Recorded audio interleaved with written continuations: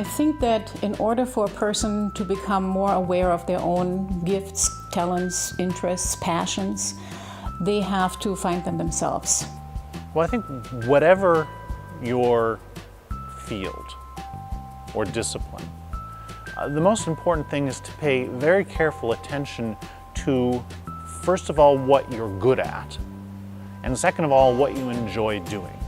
And if you can find a way to live your life that allows you to pursue something that you're both good at and enjoy doing, then I think that's a very good sign that you're on the right vocational path. Just dream, and don't think about what's going to pay you well. Don't think about what you're going to be able to do right now, tomorrow.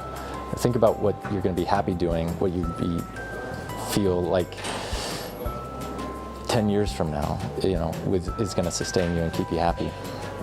So one way of assisting and guiding and walking with a person toward what they would like to do when they grow up or who they might want to become is really to ask a lot of critical questions. What I would say is, you definitely want to follow your passion.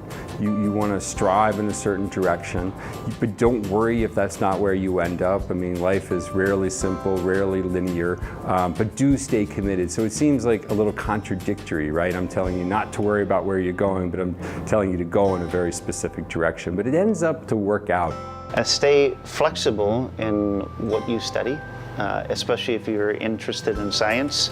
The technology is going to change. The computer languages are certainly going to change. The areas of physics you work in are going to be changed. So keep growing your tool chest. Be willing to work on different problems. In terms of pursuing communication, then I say do it.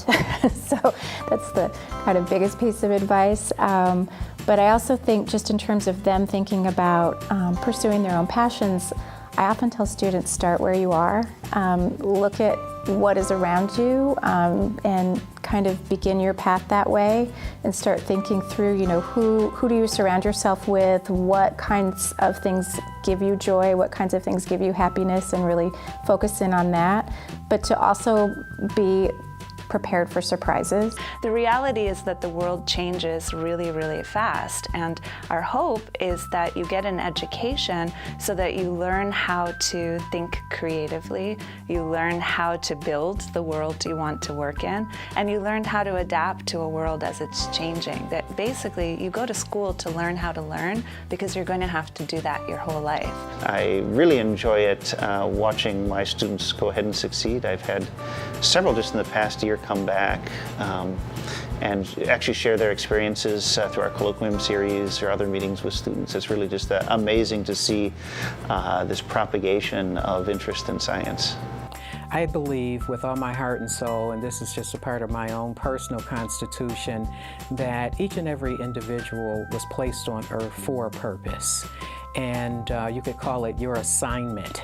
And sometimes it's not readily apparent what your assignment is, but in the process of doing a number of things, living life abundantly, you will find those things that you are very passionate about. I'm in a city where there are people from all corners of the world, all cultures, ethnicities, and colors. We have the world right here, so let's get to know it.